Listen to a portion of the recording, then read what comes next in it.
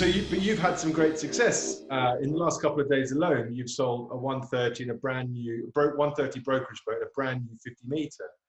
So obviously, you know, despite the workforce not being in the sheds, you're still selling boats. You're having, you know, it's a great run at the moment, great period for you. Now we like I say, we feel incredibly fortunate to have the things happening right now, and we're excited. As I was saying, we have a couple of 112s in build right now, and those were the ones that we had to, for the first time in my career, exercise force majeure. It's been in every contract we ever signed, but first time ever that we had to exercise it. And so that's new territory, but we're working through that. And we have two 125s that just went around. They've been sitting here for a while waiting for a ship. And so they arrived last Friday in Florida. Greg from customer service there has them up at yacht sales right now, getting detailed and ready for owners to pick them up. And then we have a 112 here, brand new, finished, that we were planning on campaigning in Seattle. If it didn't sell there, we'd send it on around, but hopefully it finds a home here once we can get some more people through it. So 2020 was shaping up to be quite a promising year for Westport. Well, certainly the sale of the 50 meter, that's really big. And we just, like I say, feel very fortunate that came along. And it's not, you know, those things don't happen overnight. It's not like a guy's on his way home from work say, honey, I'm going to be a little late, I'm going to buy a 50 meter Westport. But we wish they would, but wouldn't it be great? It happen that way. And so it's, you know, it's one of those things. It's not unlike a boat show. You know, people walk in, they don't walk in and buy a boat. It's a long-term relationship. Sure. So was the owner of the 50 meter known to you, obviously? For a while, yes. Yeah. So, but not a previous owner of a Westport? No. Oh, well, that's great to get them into the family. No, absolutely. And so is that the new 52 meter or is it the 164? Is it no, it's a restyled 50 meter. We haven't started the 52 meter. We're still building tooling for it. We have just about all the molds complete. And so we're just about to the point where we can pull the trigger. It's a great looking boat, the 52 meter. Yeah, so, we're excited about that. And she's a 172. You call her a 172, is that right? Yes. And so will that be the new, that's obviously the flagship. So what's interest in her been like so far? We've had a lot of people, you know, inquiring about it, anxious to come and see something. So we're getting to that point. The whole mold's been modified because that uses the same hull as the 50. Sure. Just extended and some other nuances that have gone in. That's going to be a gyro stabilized boat where the 50 meter was hydraulically stabilized or active fin. And anyway, it will. So we're anxious to get one of those well along. Yeah. And so well along. So you'll obviously you start it without an owner, or you will rather, and then typically we do, yes. And generally, when you look out across the scene, you know, it's very difficult, clearly, for everyone in our industry at the moment. But do you see this having a big impact on buying appetite over the slightly longer term? Well, you know, it's a tough one to call because this is such new territory to all of us. And, you know, it's interesting. Our guys have been sending out packages like crazy out, you know, the sales team, and it makes the phone ring. People are calling in. They want information, more information, want to know when they can come and look at something. So, you know, it's hard to say right now. I just don't, I guess time will tell. Yeah. But if someone did want to go look at one of your boats right now, is it that locked down to the extent that they can't even tour a boat? So if they wanted to see a new 112 or 125 and you have one in Fort Lauderdale, would they be able to go and tour it? Well, they're not supposed to. And we're not letting people do that right now. Love to, but we're being pretty careful with it. It's interesting the way everyone's got to kind of very, very quickly adjust and pivot and figure out new ways to engage the audience. So we launched the virtual boat show. Obviously, that was a kind of an effort to try and approach things in a different way. But I've just been talking to some brokers as well, and we're all kind of making it up as we go along. We're all trying to figure this out. To me, I think it's a brilliant idea. I mean, time, like anything, you'll learn, you'll do one, you'll learn a little bit, you'll do another. I mean, but it may be the thing of the future. You look at some of the travel arrangements getting around the globe, and we certainly do our fair share of it. It's expensive. It's hard on the body. It's, grueling at times. So this may be the new standard. And you do a huge amount of traveling. I mean, you are at almost every major boat show. You're known because you like to represent the brand yourself. I mean, you're the boss. You like to be there, talking to clients directly. So this must be the longest you haven't traveled for a long time, I'm guessing. No, that's true. That's true. I've canceled a lot of shows this year. Never thought that would happen, but here we are. And, we were on track to do Century Cove. Didn't do that. Would that have been your first time in Sanctuary Cove? No, we've done that for quite a few years, but we really had a point where we just kind of wore out our welcome without having actual product there. And so they were tired of looking at pictures and drawings that we rolled out. Do you have any Westport? Are there any Westports on the east coast of Australia? There's a 112 that kind of frequents that area, and we had a couple 50 meters that were playing around over there, but most everything has come back now. Yeah.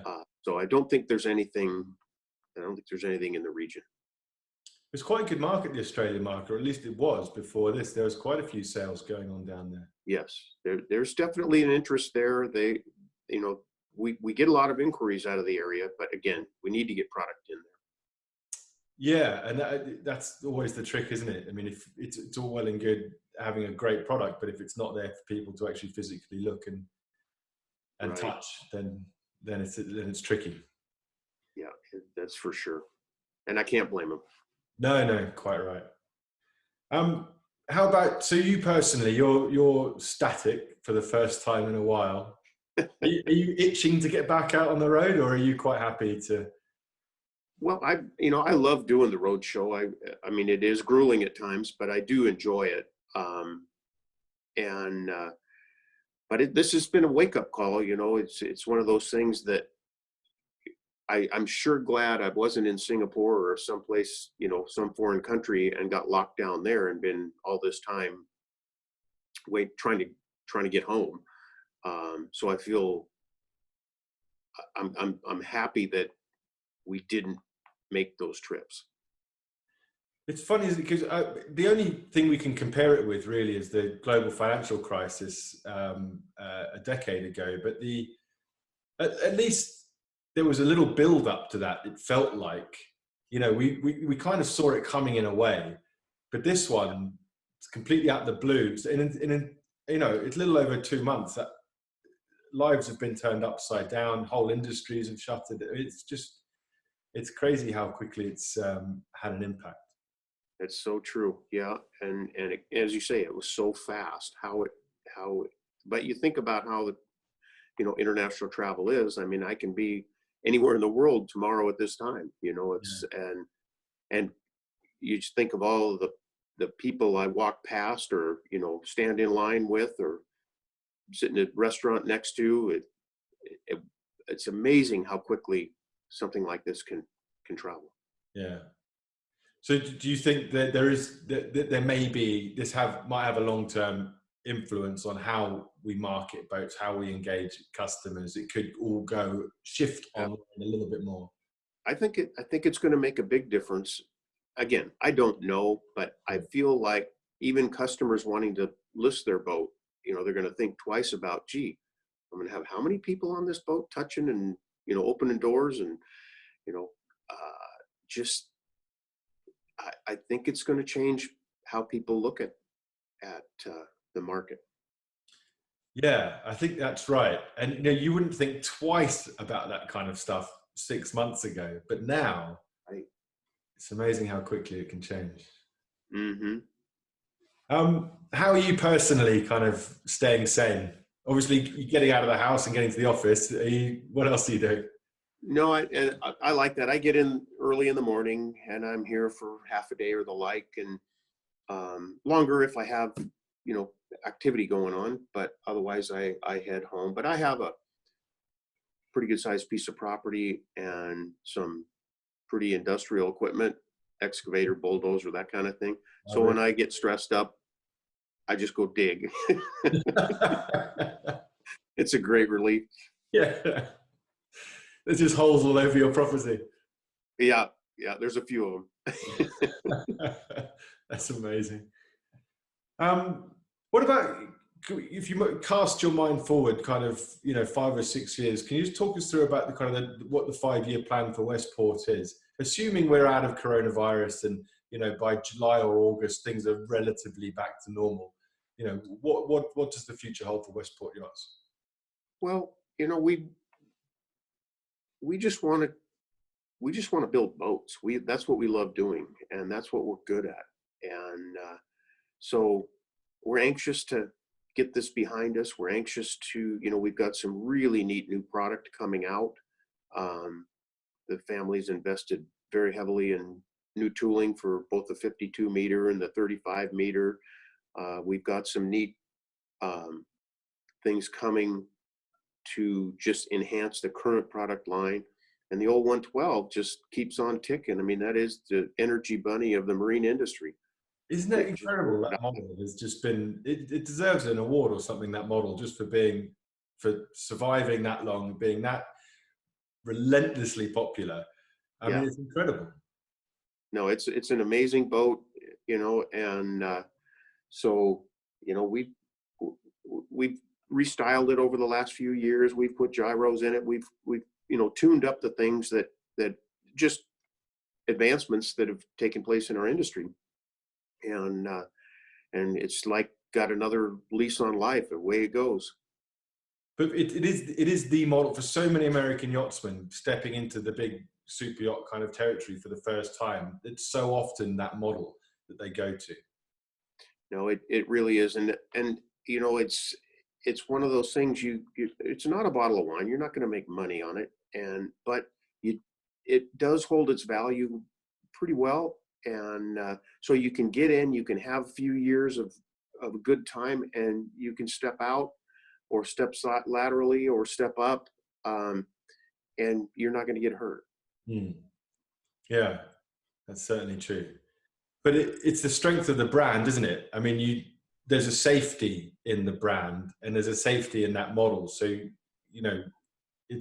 I think if you are looking to make that first really big boat purchase, you don't feel scared about buying a Westport 112. It's such a known quantity. Right. And lending institutions love it because there's good comps out there, and it's the boat just works. Chart as well. Mm. And it's great in the Bahamas. Yep. That's something that's always been on our radar. Everything we build is Bahama friendly. And so including the 52 meter, it's going to be right in same draft. And so trying to appeal to the broadest audience. So the Westport 112s you said that were in build, what hull numbers are those? 63 and 64. Incredible. Yeah. Just incredible success story. Is the challenge for Westport is it internationalizing the brand? You're so well known in the States. You're such a comfortable brand in the States, but is it, where else are you seeing success, and where else the future of the brand internationally? Is it in the Med? You obviously, there are quite a few Westports in the Med already, but do you really want to get those European buyers more comfortable with the brand? Yeah, and we're working in all regions, as you know. The Med is certainly on our radar. probably a little more emphasis going into maybe Singapore and the outer regions of Singapore, as well as into Australia. We've got a really good representative in Australia right now, who's got great energy and good enthusiasm, and he's got quite a Rolodex as well. So he's well positioned, and I think the key right now, we need to get product over there so they can touch it, feel it. Yeah. There's no domestic competition really, is there? They're very good on the sport fisher front, but there's no big boat. Apart from, obviously, there's Silver Yachts out in Western Australia and Echo, but no kind of that semi-production super yacht builder. There isn't much at this time, and of course, the guys from Silver, they do a wonderful job. They're quite a bit bigger than what we're intending, and we think that we've got the right product mix. It's just a matter of getting the exposure. Yeah, absolutely. Well, Daryl, I hope things get back to normal sooner rather than later. Thank you. Yeah, and the Westport workers get back into your big sheds. Yeah, back on the tools for sure. Yeah, I mean, the 52 meter I think is a great looking boat, and I think you'll see real success with that boat. I hope so. Yeah, we're hoping so, and we're excited about it. Good stuff, Daryl. Well, thank you very much for talking to me, and hopefully I'll see you soon. Yep. Likewise. You take care. Cheers, Daryl. Stay safe. Thank you.